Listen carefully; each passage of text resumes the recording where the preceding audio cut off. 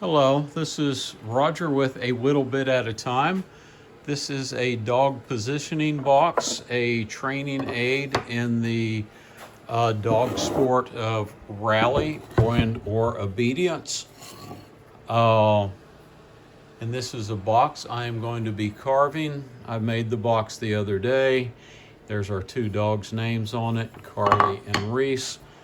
So I'm going to be carving it and making it a little bit decorative because, we like fancy stuff when it comes to dog sports. So I'm going to set the camera down here and start a little bit of carving, and we will see where it goes.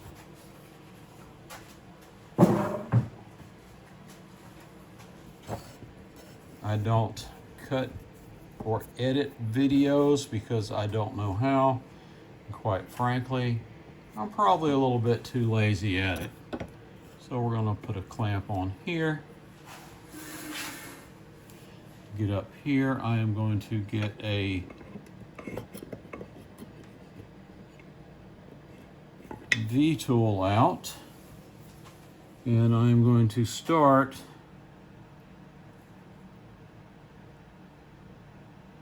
by carving out along the edge here.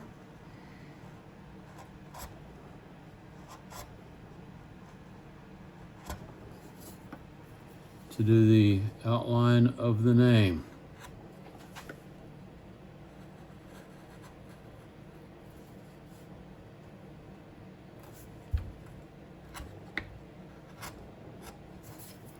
And grab another one here that may be a little bit sharper. Different tool here. Yeah, that's better. It's not getting as deep though. But it's getting the job done just as a start outline on it.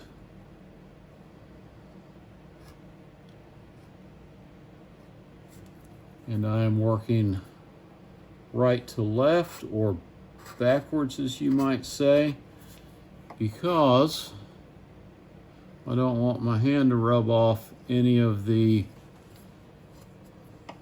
design that I put on here for the lettering. Clamp isn't holding it very well.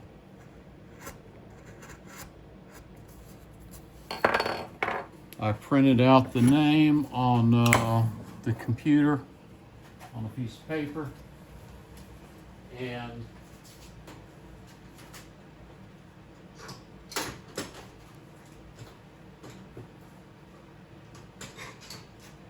picked the font out that I wanted, and then traced it onto here with carbon paper because I'm not very artistic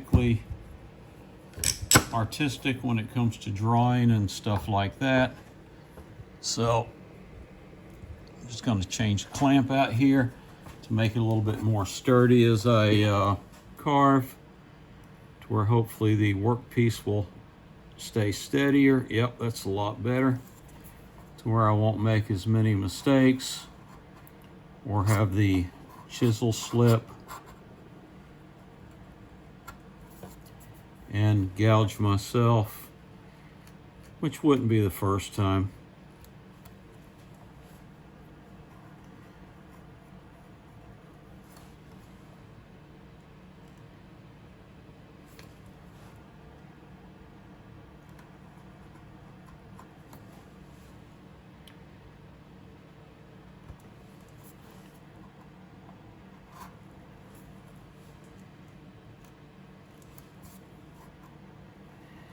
Once I get the letters outlined, I will decide if I'm going to carve them out or carve around them and let them stand out.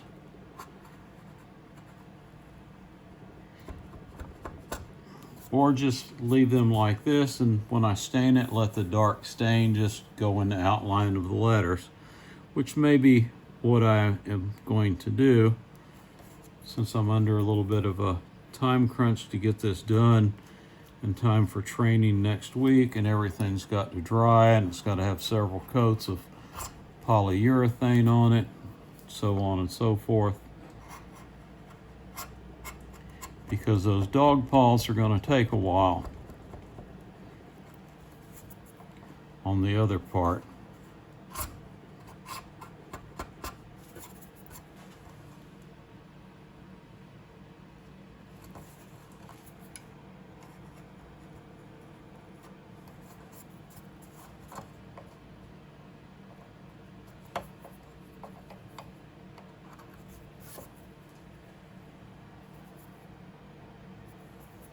I just barely touched the end of that with my finger, and I believe I got a little blood. Hopefully it won't bleed too bad.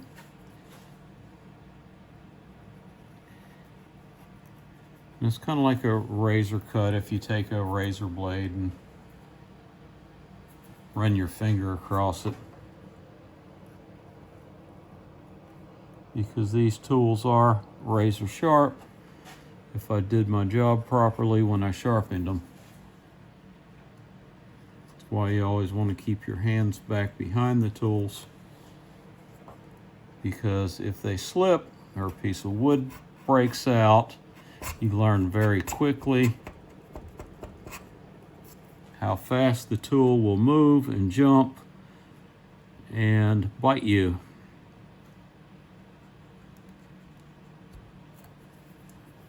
You always give a lot of respect for the tools.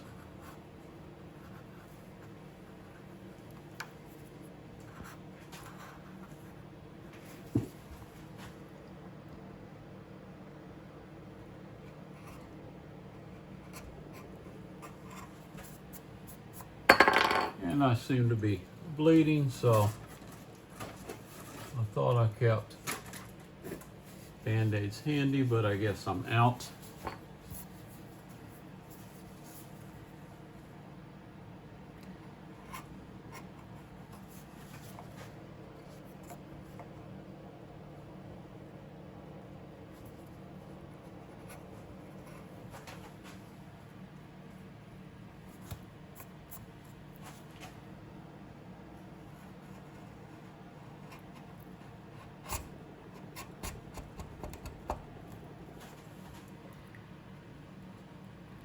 I'm going to do a quick outline of this, of the name Carly, and then I'll go back and I'll flip it over and I'll do a quick outline of the name Reese, and then I will see how bad I've slipped, gouged out, chunked up, places like this before I make my decision on what I'm going to do.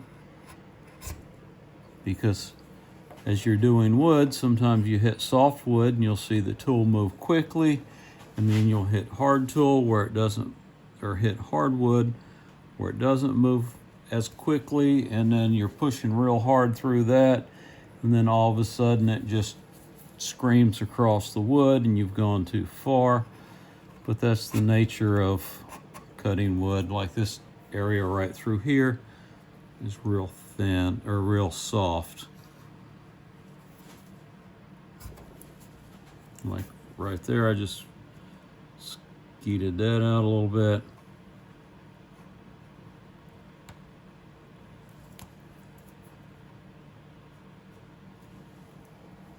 Until that area is soft, because it's going pretty easy. And then the darker stuff is always hard.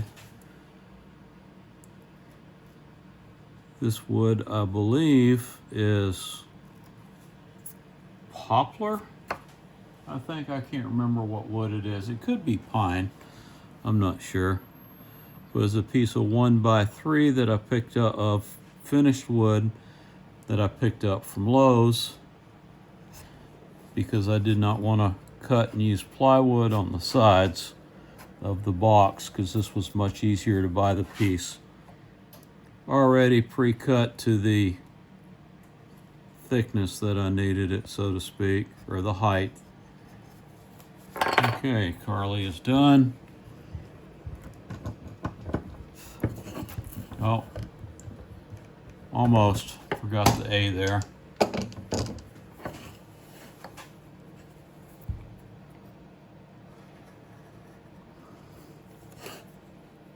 And usually tell people never carve back towards yourself, but if you hold the chisel like this,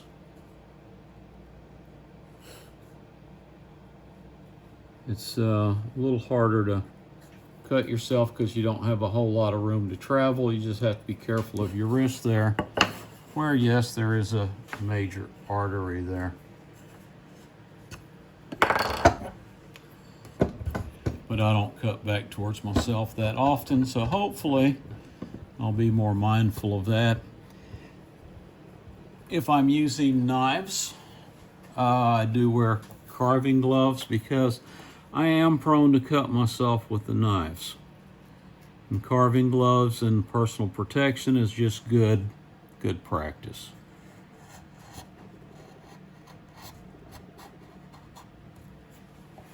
And depending on how Reese turns out,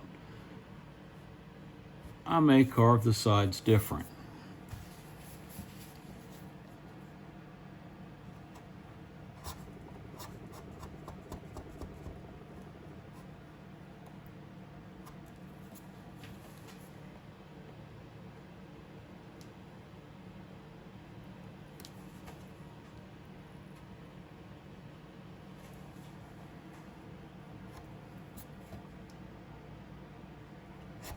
Where I got the lettering from, I just went to the notepad on the computer, or the app of Notepad on the computer, picked out a font that I liked and blew it up and printed it out until it fit the piece of wood the way I wanted it to fit. And I taped it all down with a piece of carbon paper, and there we have it.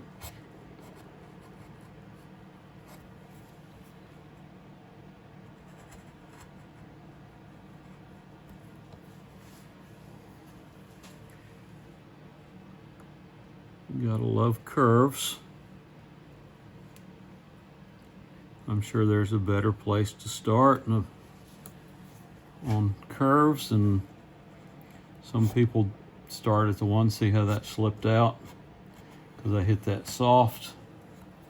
I really gouged that up. So I'll have to deal with that, figure out what to do with that to cover it up, or make it look like it wasn't a slip or mistake or whatever. But you know, as long as you do stuff by hand, you're going to have mistakes, you're going to have slips. Nothing's ever going to be perfect, and you just have to figure out how to fix it up. Like that right there, slipped into it.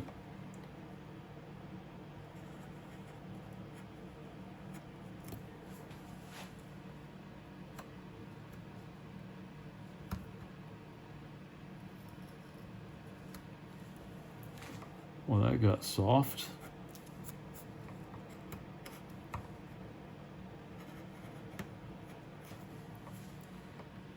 And when you gouge with a V-tool, it's easier to go with grain, like I just did, than a cross grain, which is the way I'm going now, because the grain of the wood is running this way. And you get in that soft area, and it just goes down pretty good. Hardwood, I'll hit soft, it takes off. Another hardwood, hit soft, it just pops right through it. So you don't want to get too much pressure to when you hit softwood, it's going to scoot out like I hit up here.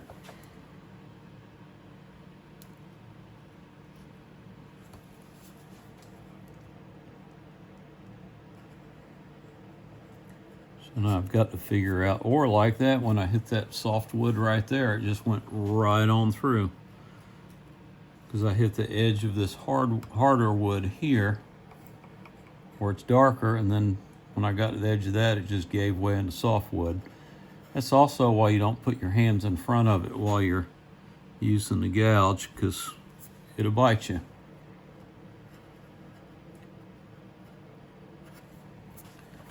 No matter if you're using a gouge or using a knife, you always want to try to practice safe handling techniques.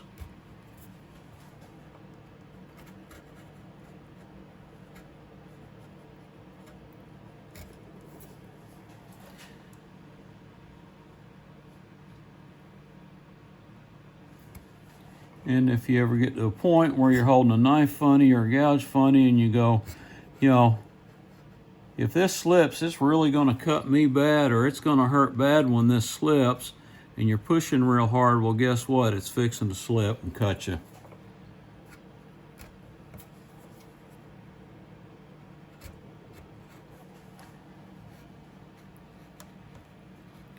It's the equivalent to, here, hold my beer and watch this. Soft wood, hardwood.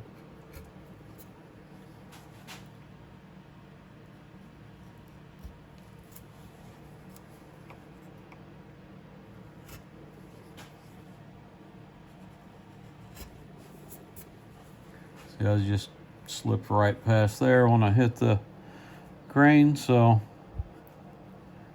we'll figure all this out.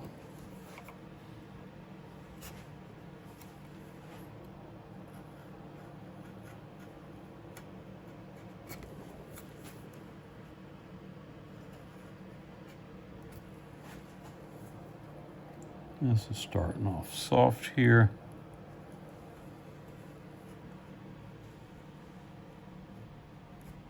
Getting into there. All right.